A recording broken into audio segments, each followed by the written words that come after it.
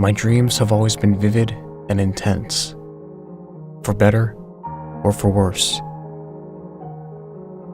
Some people have told me that they never dream, or they have dreams but never remember what they are about. Me? My dreams were like movies, complete with complex characters and dynamic plots. I created entire worlds with my dreams. I lived entire lives. Sometimes it's a lot of fun. When I was about 6, I had a dream that I was the 6th member of the Power Rangers, and, with the help of Wolverine, we were able to defeat the evil King Bowser and his robotic foot soldiers. On the other hand, there were times that I had such petrifying nightmares that I thought I would never feel safe in my own room again. I recall waking up to find that my mother's head had transformed into that of an alligator, and she chased me around the house until she cornered me in my room, screaming that she wanted to eat my insides.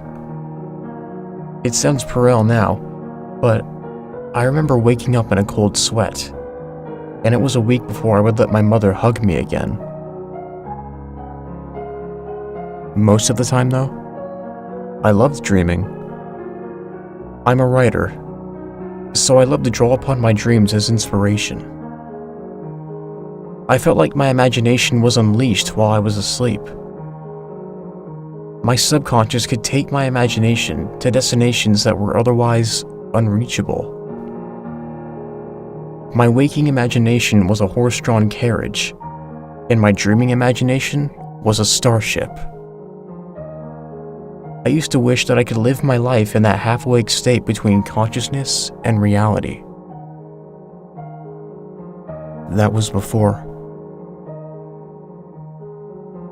When it all began, my father had died a year earlier in a car accident. I was there when it happened. I was riding in the passenger seat of a car with him, and we were listening to Aerosmith and talking and laughing like we did 1,000 times. There was the road ahead, and then there was a semi-truck, and then we were upside down. I spent one night in the hospital. So did my father. I woke up the next morning. My father didn't. Suffice to say, it was tough, but a year later I felt more or less okay. There were good days and bad days, but I really surprised myself at how well I handled the loss.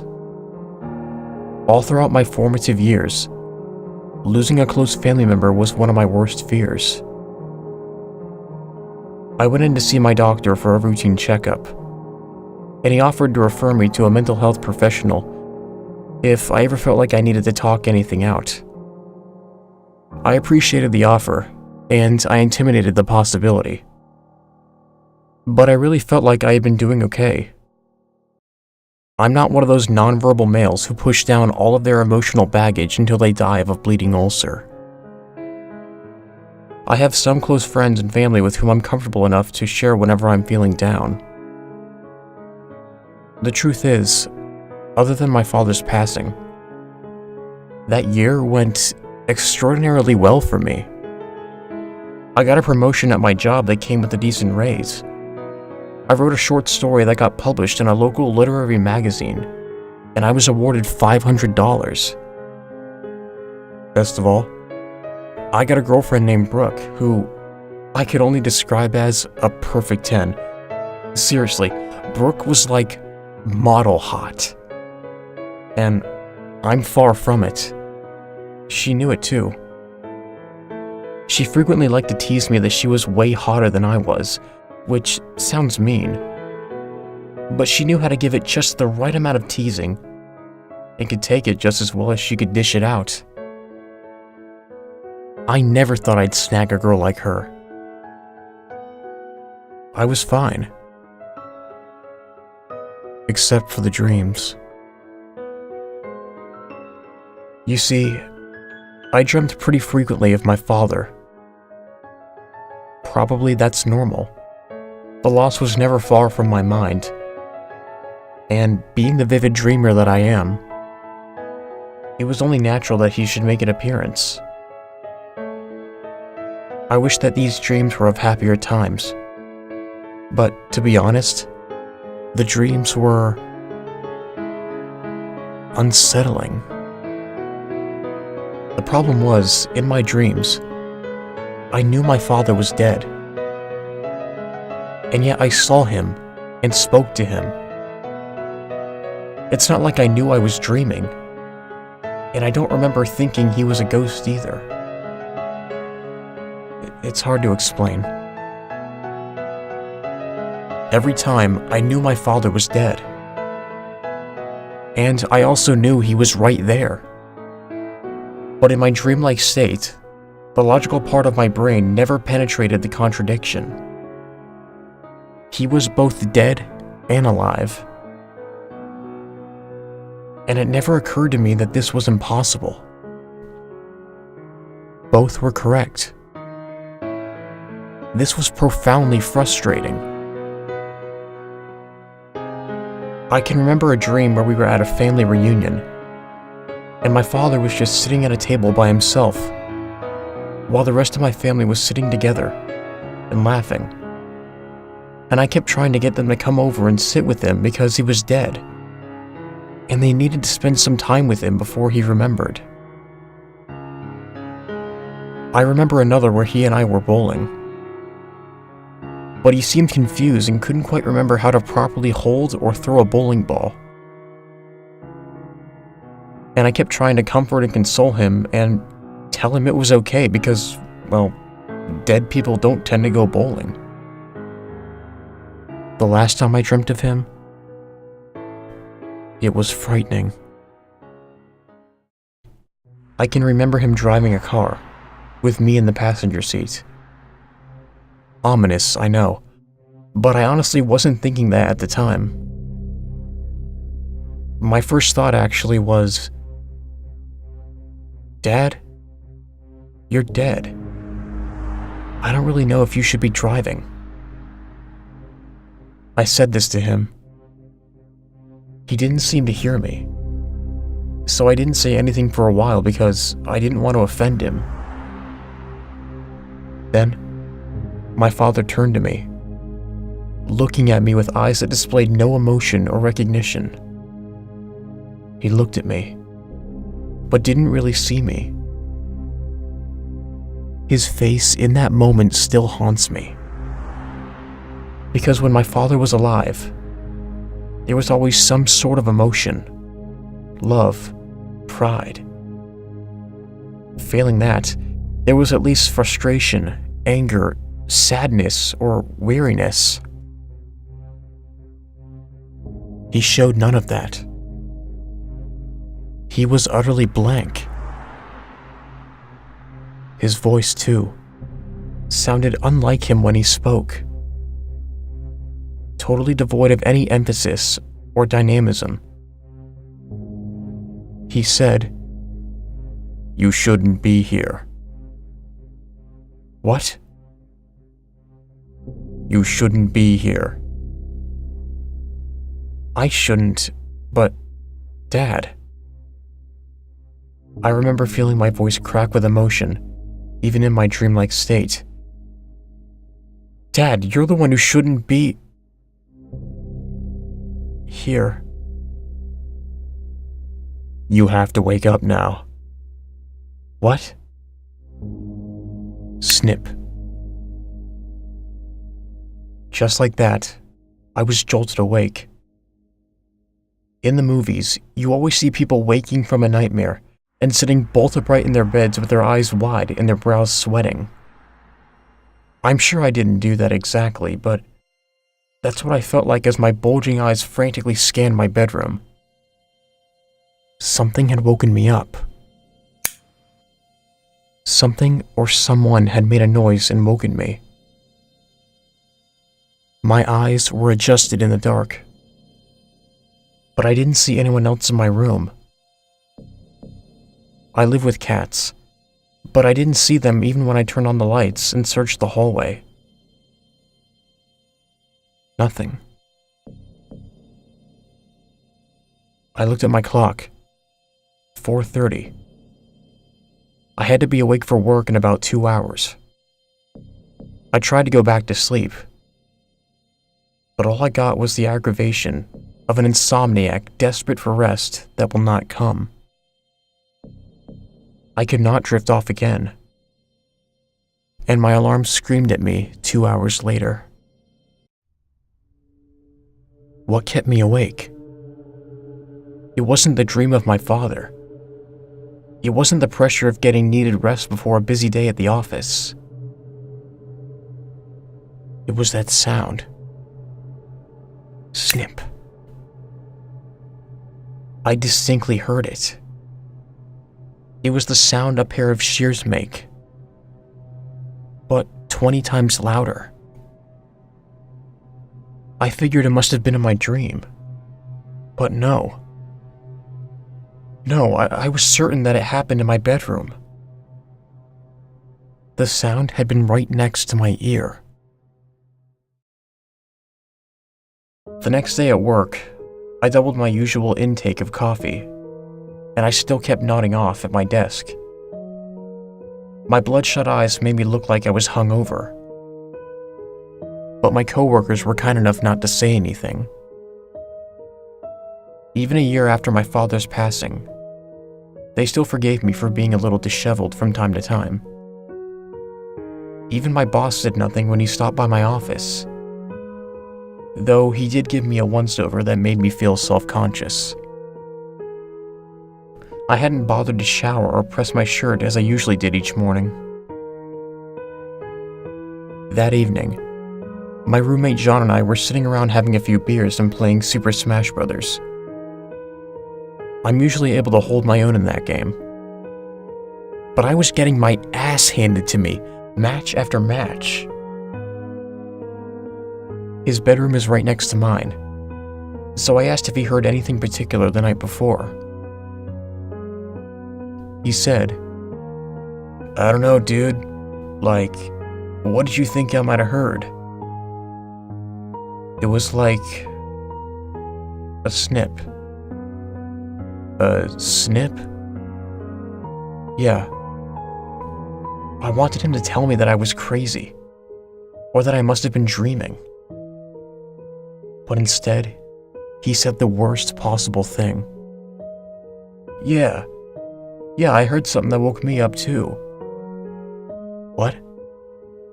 I paused the game. Yeah, when do you think that would have happened? At like 4:30. He nodded. Yeah, I definitely heard something around then. I couldn't quite place where it was. I figured it was a cat or one of you guys.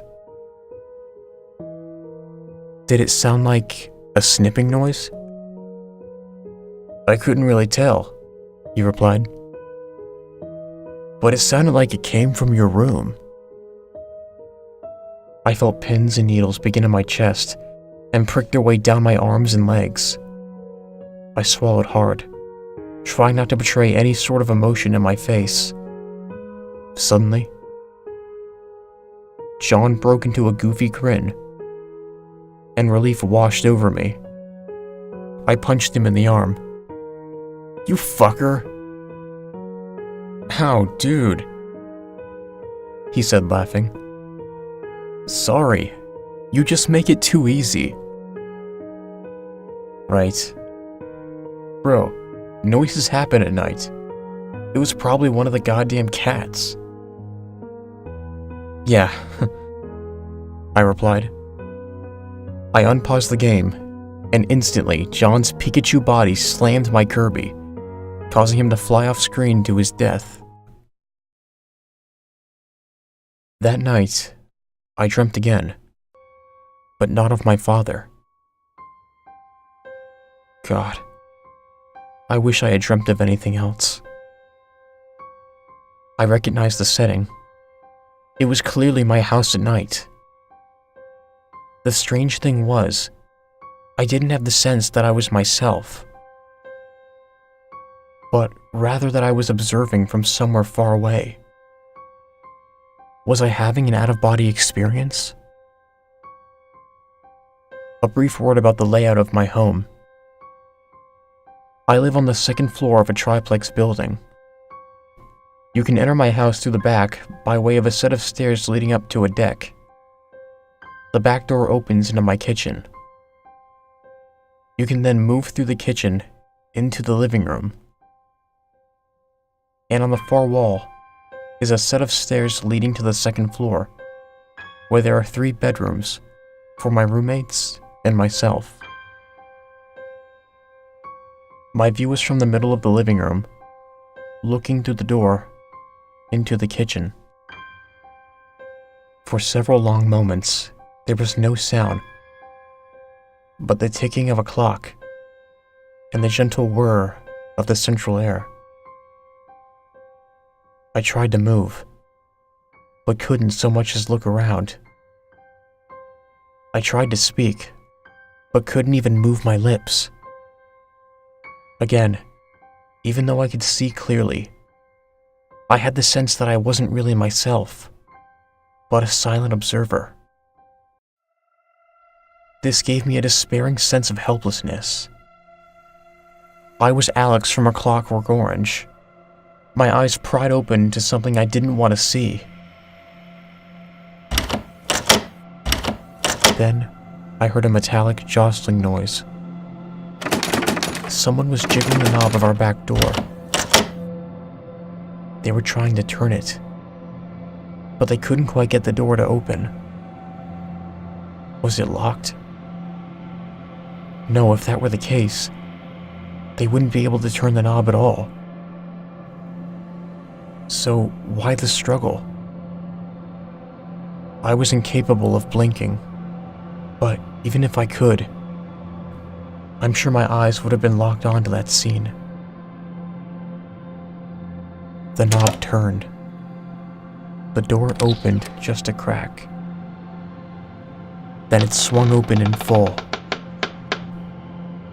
What I saw is etched into my mind forever. To be honest, I'm struggling to type with trembling fingers as I recall the numb sense of horror I felt as I beheld the thing for the first time. The creature might have almost been human. It had 2 arms, 2 legs, and it stood at about my height. But I cannot conceive that any human could endure the anguish of this thing's existence. It was naked, and its skin was very pale and covered in cuts of varying length and depth. Some looked like year-old scars, and some of the wounds were one day fresh. The thing's age was impossible to know. It might have been 30 years old or 90.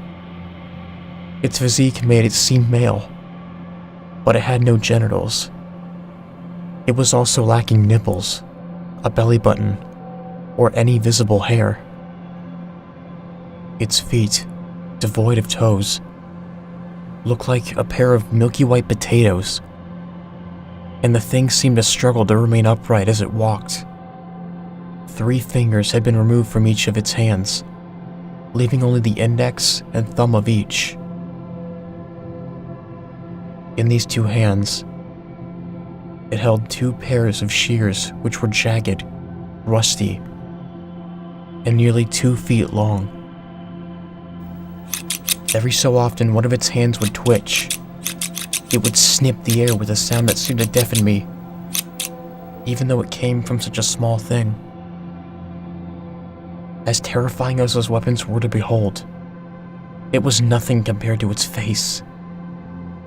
Its ears, nose, eyelids had been cut off, leaving gaping holes in their stead. Its eyes were bloodshot and dry as a result.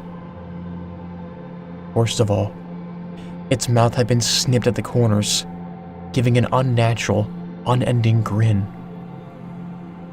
The thing made no noise as it stalked through the kitchen, snipping the air and shuffling along its mutilated feet. I could do nothing but stare, taking in every inch of the thing's lean, grotesque body.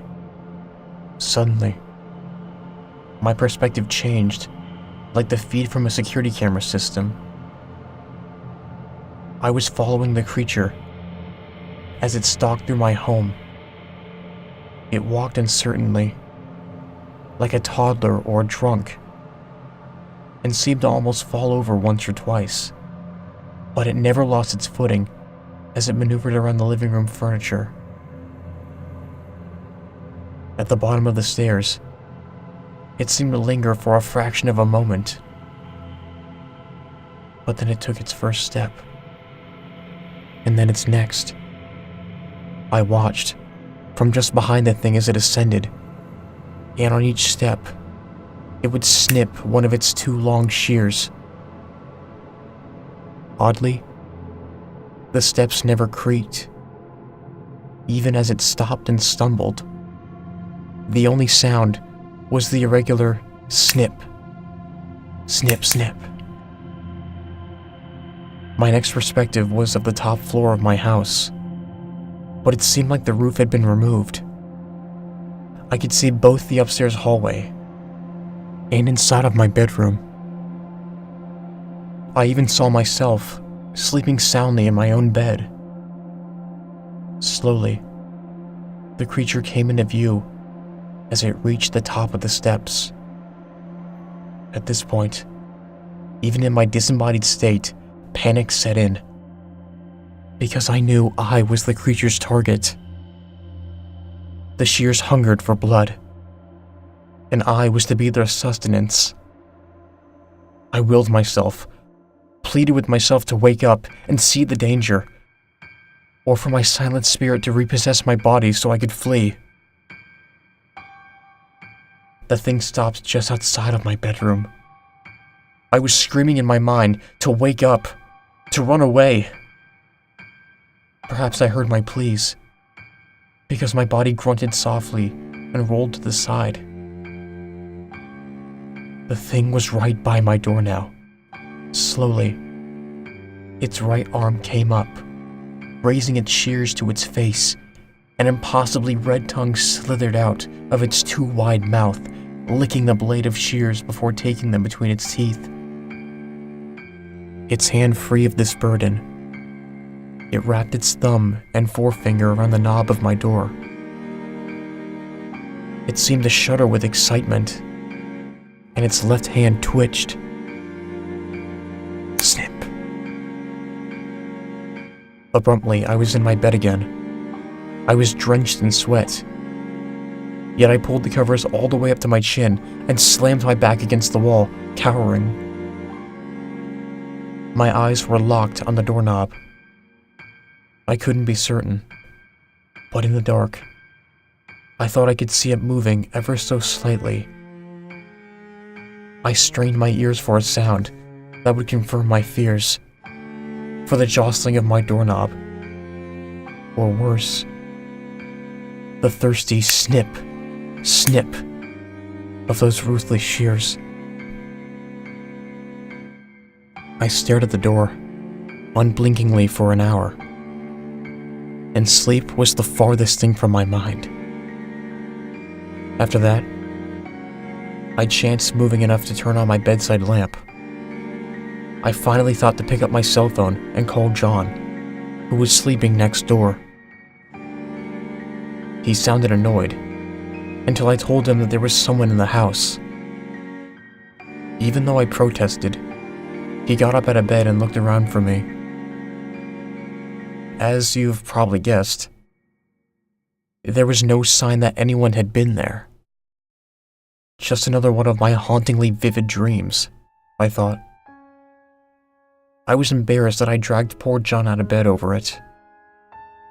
I felt stupid, rather than scared. But I still didn't sleep.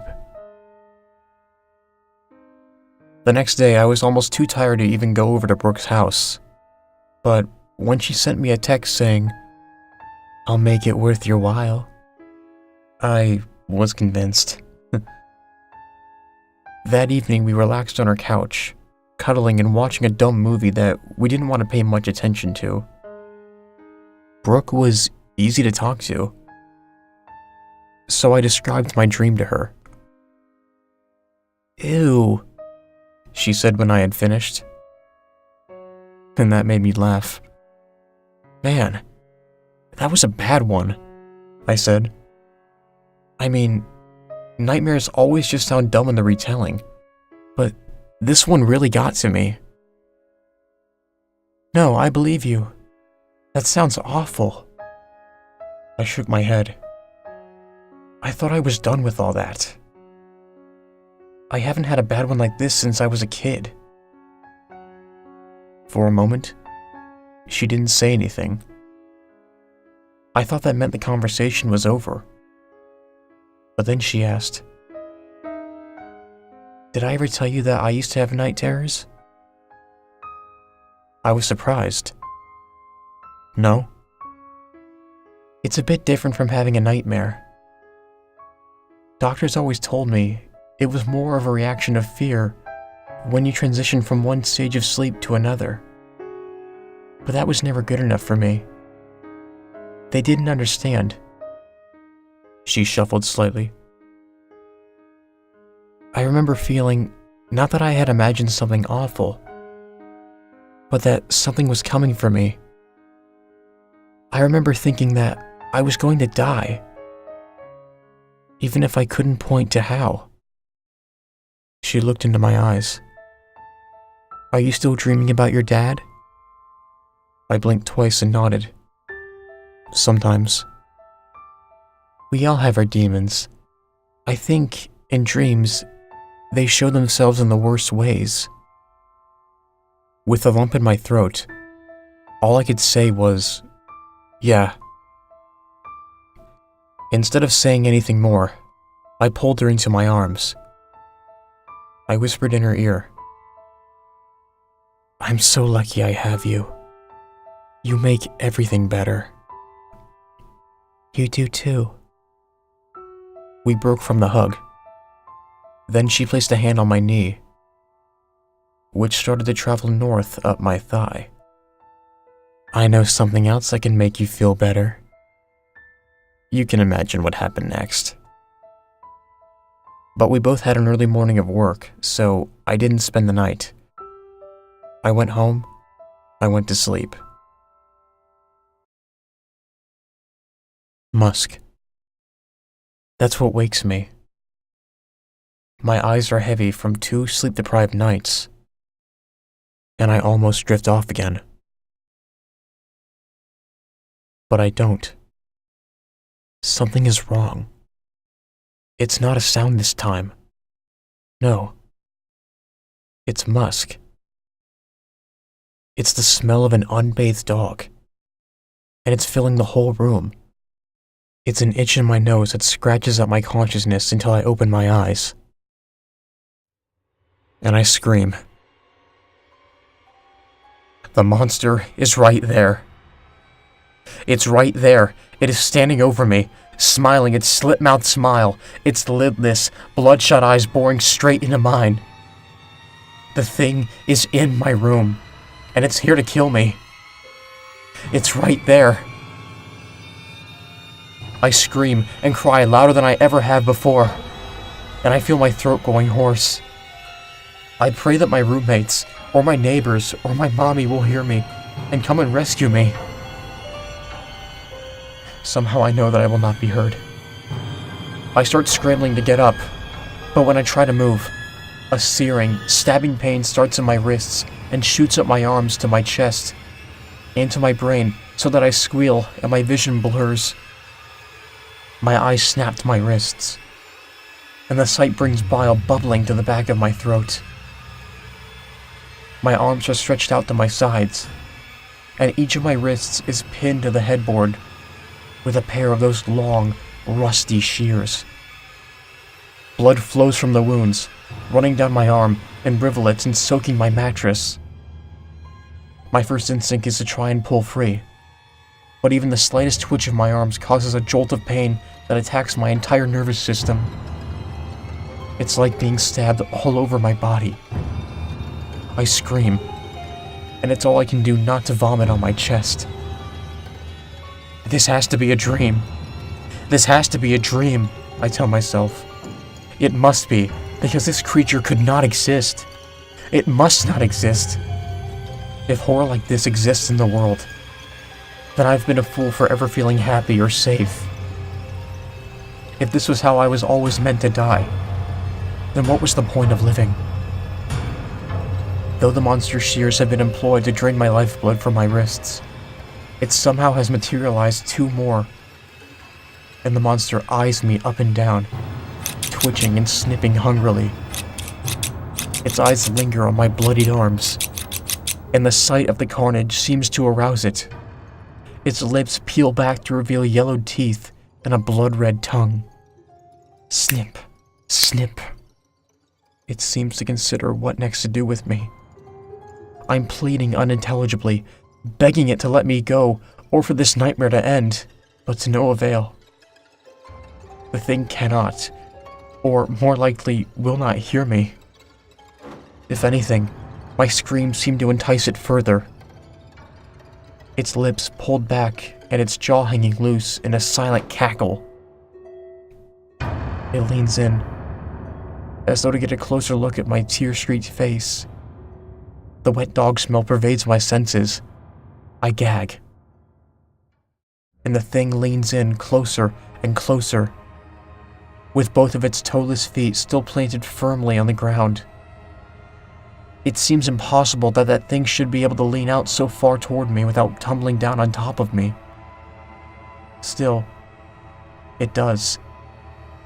And it inhales my scent through its slits that used to be its nose. The thing reverts to its upright position.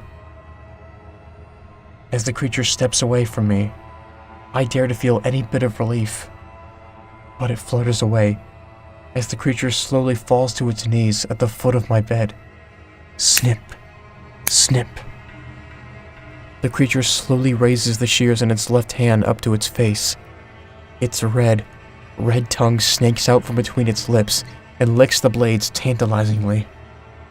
It then takes the shears between its teeth, and with its freed hand, it snatches my right ankle up with its thumb and forefinger. The icy cold grip of its spindly fingers is impossibly strong. I kick and kick, but the creature is utterly unfazed. I use my other foot to kick at the monster's forearm. This causes pain to shoot up from my wrists as my body gets jostled about. But the monster only grins wider. Its grip tightens, nearly crushing my ankle. I can only whimper pitifully. It raises its right hand shears up, and I know what its target must be. No. Please. I manage only those two words. But when the cutting begins, I howl unintelligibly into the darkness as the thing snips into the flesh of my ankle, spewing blood and crunching through flesh, muscles, bone, and sinew. I cry. I howl. It seems impossible that even a creature such as this should be able to cut through a human leg with just a pair of shears. But my flesh gives away like soft cheese, and each snip takes me closer to insanity. It takes about a dozen or so good cuts, and then my foot rips free. I scream and scream as I watch the thing raise my blood-slicked appendage into the air like a trophy. My stomach finally gives, and my vision clouds from the pain and blood loss. I can feel myself growing cold, but even now, the thought of death is secondary to the horror of the creature. The monster's jaw drops open, allowing its other pair of shears to clatter to the floor. It opens its cut mouth impossibly wide, revealing all of its teeth and that gory tongue. It manages to jam my entire foot into its mouth, and it begins to chew. Crunch. Crunch. Its yellowish teeth make quick work of it, bones and all. As unconsciousness takes me, all I hear is crunch, crunch, snip. I woke up screaming and thrashing around, and two nurses had to come in and restrain me. so that I didn't tear out my IV. It took a good 5 minutes for me to understand that I was in a hospital. It was another 10 before my breathing slowed. My heart was still palpitating when the doctor came in to see me. After a brief exchange of pleasantries, she asked me, "Do you remember what happened?" I told her. "Uh-huh," was all she said. I was both impressed and annoyed that her face did not betray her thoughts. "How did I get here?" I demanded. Who found me?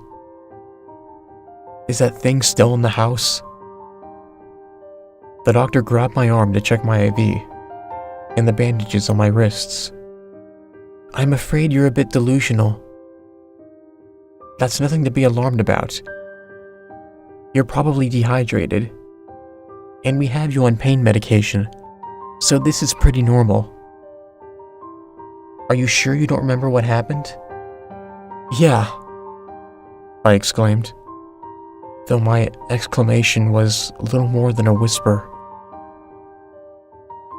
"I told you, a monster—" "There was no monster, hun.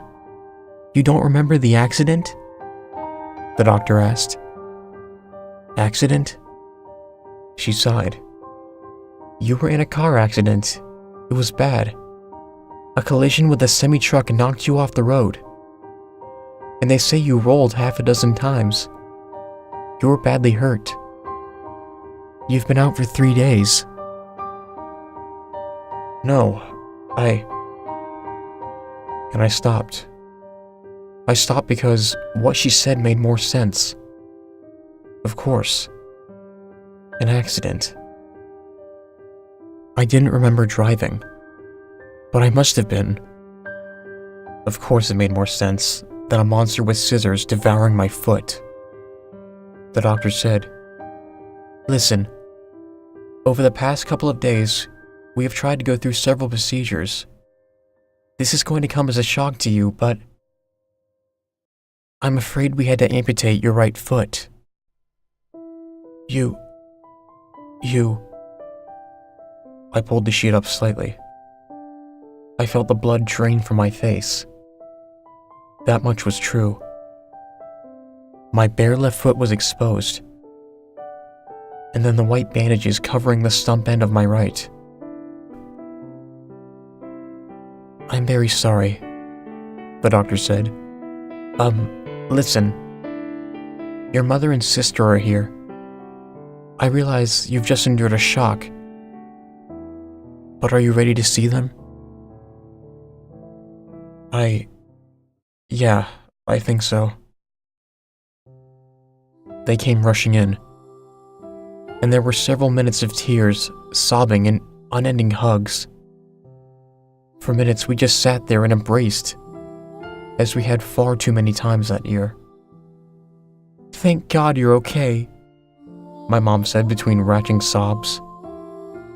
"I didn't think you were ever going to wake up. I didn't think—" "It's okay," I assured her. Even then, I had to be the strong one. This sucks, but I'll get through this. We'll get through this." There was more crying and hugs. My sister was tearful, but otherwise strangely quiet. I understood. I could only imagine what she and my mother had been going through the past 3 days. We lost my father to a car accident just a year ago, and now they'd face the very real possibility of losing me the same way. I was also the one who broke the silence by saying, "The thing is, I don't even remember driving." My mom started wailing, suddenly inconsolable. Strange, I thought. Why did that of all things set her off? She collapsed into my sister's chest. My sister, eyes red and wet, took her hand into mine. "You weren't driving," she said. I blinked a few times. Then, who was? My sister couldn't bear to look at me.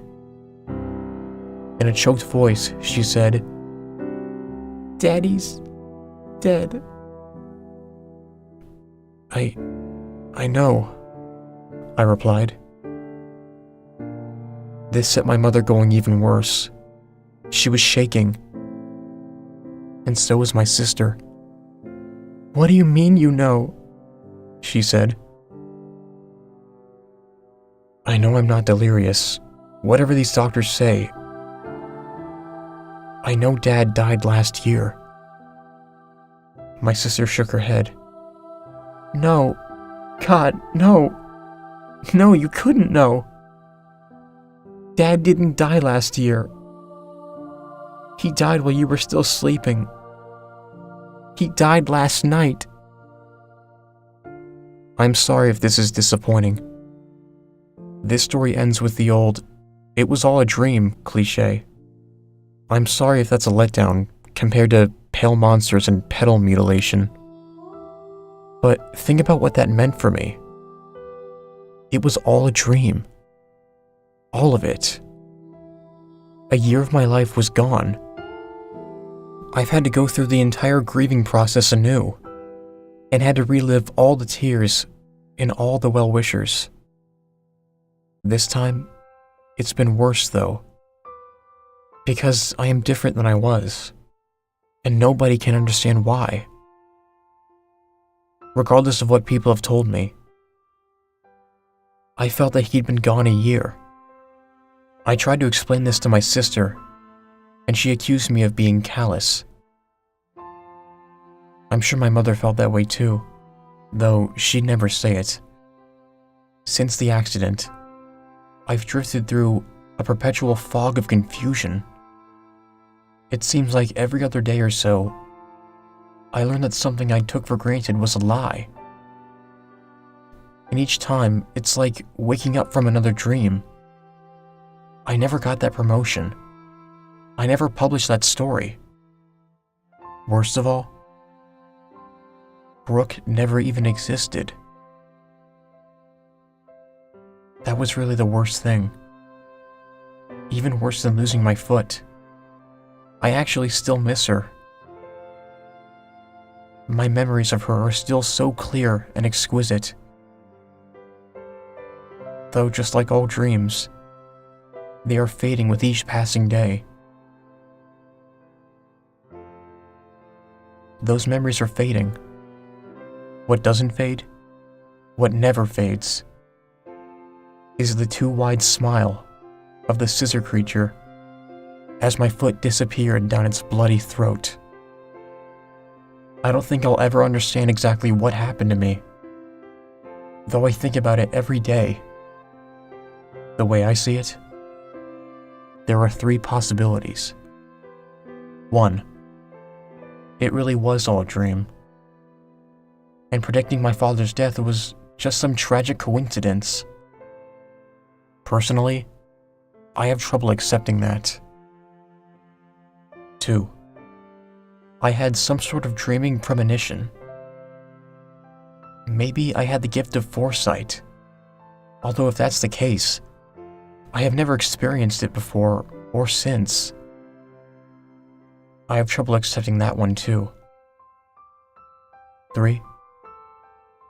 The creature really did this to me. All of it. It manufactured that year of my life, prolonging my grief and my pain, and, in the end, devouring a part of me. Maybe each scar that it carried on its marred body had a story. I've often wondered, did it mark itself this way, to remember its victims? Maybe it's been doing this to people forever. In a way, it's never truly gone. Especially when I lay down to sleep at night. I've never exactly dreamt of the creature again, but the image of it is burned into my mind's eye and becomes visible whenever night falls.